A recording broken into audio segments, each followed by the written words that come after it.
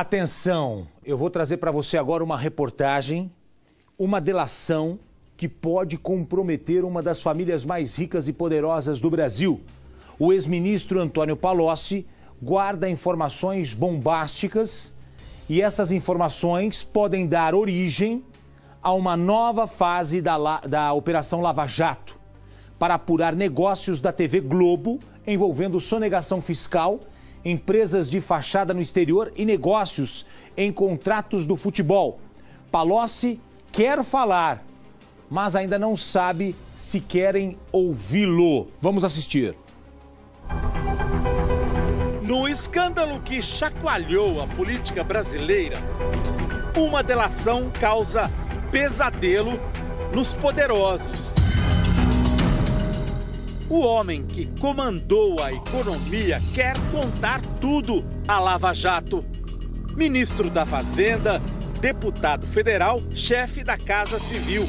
Antônio Palocci conhece como ninguém os bastidores dos negócios e das negociatas. Mas ele será autorizado a contar tudo? Porque a maior empresa de comunicação do Brasil, a Globo, teme a delação de Palocci? Uma notícia recente fez o império estremecer. Condenado e preso em Curitiba, o ex-ministro pode contar o que sabe sobre os negócios dos irmãos Marinho. Num depoimento ao juiz Sérgio Moro, em abril deste ano, Palocci insinuou que poderia comprometer uma grande empresa de comunicação que no passado esteve próxima de falir. A única situação que eu discuti com o BNDES Créditos foi em situações de empresas que iam entrar em falência, que eram empresas de grande porte no Brasil e cuja falência poderia significar uma fila de falências de muita repercussão. As empresas da área de comunicação tiveram problemas sérios nesse período.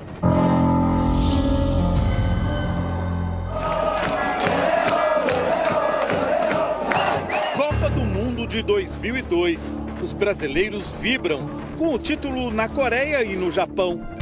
A cada 4 anos, bilhões de reais ingressam nos cofres da Globo por causa do Mundial. São quase 50 anos de parceria da emissora com a FIFA. O torcedor desconhece os bastidores. Por causa de maus negócios, a Globo quase quebrou no início dos anos 2000 e montou um esquema para comprar as transmissões. Segundo estes documentos da Receita Federal, naquele período em que quase faliu, a Globo conseguiu comprar os direitos de transmissão da Copa do Mundo sem pagar impostos no Brasil. Uma operação fraudulenta escondida atrás de uma empresa de nome Empire, Império em inglês. A investigação da Receita Federal só começou em 2005. Foi revelada em 2013 por este jornalista. A Globo deveria ter simplesmente comprado os direitos de transmissão e pago os impostos. Ela não fez isso. Ela criou uma série de empresas para que uma dessas empresas herdasse os direitos e esses direitos passassem para a Globo como que por osmose, assim, sem que houvesse o ato de comprar os direitos diretamente pela Globo sem pagar os impostos. Vamos entender como tudo isso aconteceu. Usando empresas de papel, a Globo remeteu dinheiro para o Uruguai, dali para as Antilhas Holandesas no Caribe, em seguida para Amsterdã, na Holanda. Lá, a Globo Overseas comprou os direitos de transmissão da Copa e os transferiu para a Empire. A empresa foi montada nas Ilhas Virgens Britânicas, um esconderijo de dinheiro sujo no límpido Caribe. Segundo a Receita, a Globo simulou investimentos para criar a Empire, como se fosse uma empresa de verdade. Mas era só fachada, funcionando neste endereço em Tortola, a capital das Ilhas Virgens. Assim que a Empire ficou com os direitos da Copa, ela foi dissolvida e seus bens transferidos para a Globo. Com essa manobra, a família Marinho deixou de pagar mais de 170 milhões de reais em impostos no Brasil. Então é no mínimo infantil uma empresa achar que pelo fato dela abrir uma conta corrente no exterior ou uma filial, ela escapa do cumprimento de obrigações acessórias, do cumprimento do pagamento do imposto de renda, do PIS/COFINS, do CID. Eu faço uma coisa que é tão óbvia, que é tão ingênua, tão infantil, porque eu tenho certeza absoluta que eu não vou ser pego. A Receita Federal acusou a Globo de simulação. Multou a empresa em 150% do valor do imposto sonegado.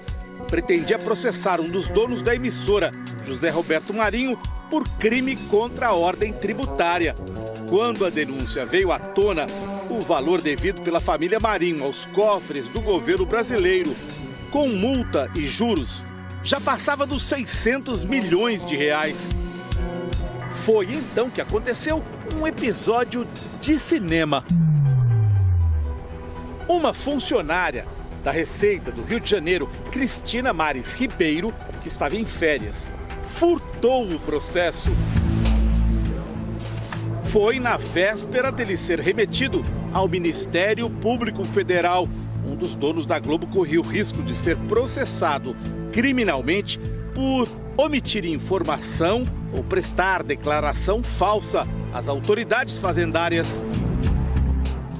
Isso beneficiou muito a Globo, porque ao não chegar no Ministério Público, não se torna uma investigação de ordem criminal, o que poderia ser um constrangimento muito grande para a família Marinho.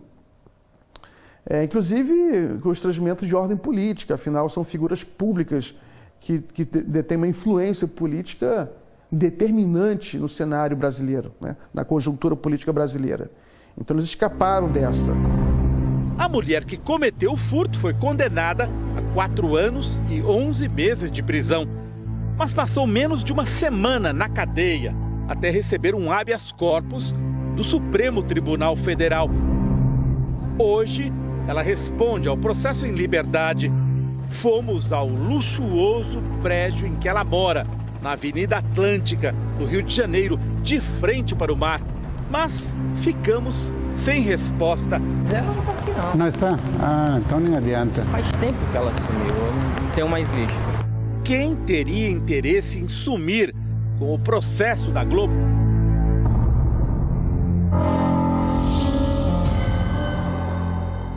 Estamos em 2014. A dívida da Globo com a Receita Federal já tem quase 10 anos acumulando juros, correção monetária e multas. A empresa decide tirar proveito de uma lei que entra em vigor, a 12.996. No papel, o objetivo era incentivar a inovação na produção de automóveis. Mas, lá no meio, a oferta de um negócio de pai para filho aos grandes devedores do Brasil. 100% de desconto nas multas para quem pagasse à vista os atrasados. Se o fisco lança uma regra, ele nunca lança para um contribuinte. Ele lança para alguns contribuintes. A pergunta é, quantos contribuintes se encaixariam nesse formato? Esse formato é um formato para 10 contribuintes, 5 contribuintes, 1 contribuinte? Então, parece que é um refis desenhado para aquele contribuinte, né? Refis é um programa para parcelar dívidas antigas. Foi a lei entrar em vigor e a Globo tirou o proveito para limpar seu nome. Com 10 anos de atraso, pagou mais de R$1 bilhão, mas deixou de pagar outro bilhão em multas. Dinheiro que daria, por exemplo, para sanar a profunda crise dos hospitais públicos do Rio de Janeiro. Ou construir 212 escolas com 100 mil vagas para estudantes em São Paulo. Perguntas que só uma investigação oficial poderá responder. A Globo fez pressão a favor da lei. Palocci, que já não era ministro, colaborou nos bastidores do governo.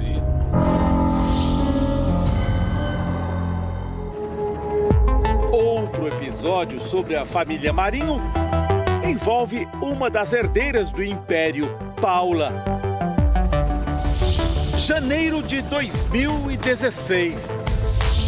A Polícia Federal faz buscas na filial da empresa panamenha Mossack Fonseca, em São Paulo. A Mossack Fonseca oferecia a brasileiros a criação de empresas no exterior, em geral usadas para esconder patrimônio ou sonegar impostos.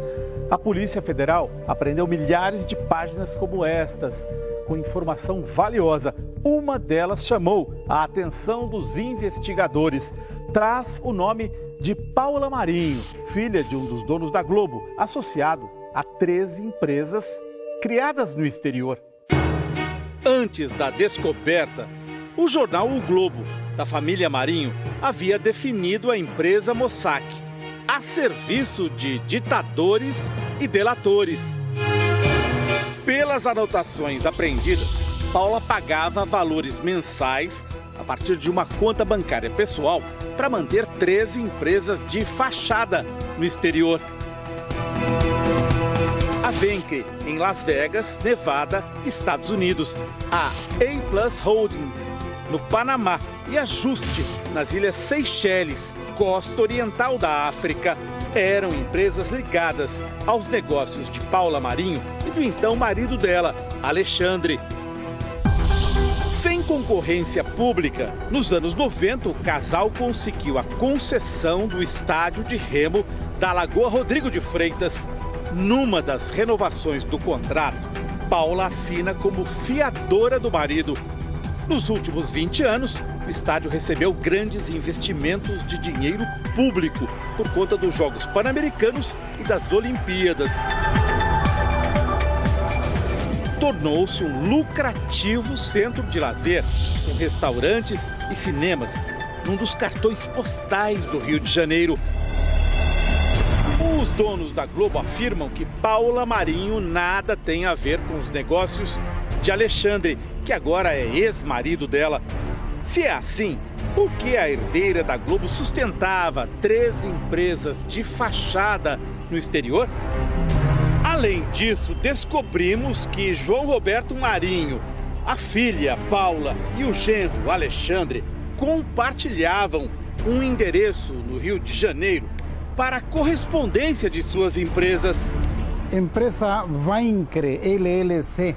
Fica aqui, por favor. No sexto andar. Eu ouvi falar. 610, não tem? Tem, mas esse apartamento tem mais de ano que mora. Nos documentos relacionados aos negócios da herdeira da Globo, Paula Marinho, e do marido dela, um nome se destaca.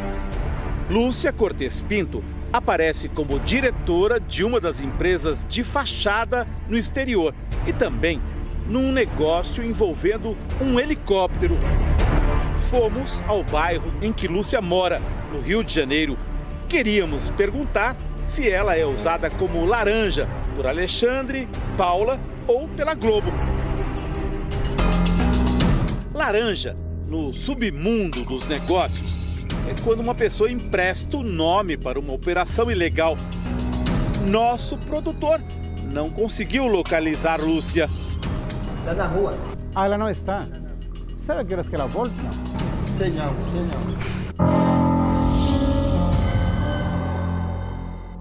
A delação premiada de Antônio Palocci pode acabar com muitas dúvidas. Em Curitiba, nosso produtor descobriu que a esposa do ex-ministro, Margarete, incentiva o marido a contar tudo. Recentemente, Palocci trocou de advogados, contratou um escritório que participou da delação do doleiro Alberto Youssef, uma peça-chave da Lava Jato. A notícia de que a delação de Palocci pode comprometer a Globo ganhou força. Segundo o jornalista e blogueiro Reinaldo Azevedo, Palocci pretende contar tudo o que sabe. Mas o jornal Valor Econômico noticiou que a delação não deve sair com a manchete: Palocci descumpre promessa e delação fica improvável. De acordo com o texto, o ex-ministro prometeu muito e entregou quase nada. Só que o jornal que diz isso é de propriedade dos irmãos Marinho. Em Curitiba, onde está preso depois de uma condenação a 12 anos de cadeia, O ex-ministro tem relatado o que sabe aos advogados, que por sua vez conversam com integrantes do Ministério Público. Segundo fontes do Domingo Espetacular, a Polícia Federal teria sido retirada do circuito pela Procuradoria-Geral da República. Integrantes da Força-Tarefa da Lava Jato denunciam pressões para não aceitar a delação de Palocci sobre a Globo. O Domingo Espetacular fez várias perguntas à TV Globo, mas não houve resposta. E os brasileiros também correm o risco de ficar apenas com as perguntas. Por que os procuradores rejeitaram a primeira tentativa de Palocci de falar sobre a Globo? Quais são os interesses de quem protege a família mais poderosa do Brasil? Você acha que a Globo tem poder de influenciar se uma pessoa vai delatar ou não no Brasil hoje? Tem. Eu acho que a Globo tem. Eu acho que a Globo tem, ela criou ao longo da sua história, e principalmente nos últimos 30 anos, mais ou menos, com a televisão, já vinha com jornal, com rádio, mas com a televisão principalmente, um poder que muitas vezes se coloca no mesmo nível, até além dos poderes da República. A pressão dela é muito grande. É uma pressão forte, é uma pressão política que pode sim evitar até delações.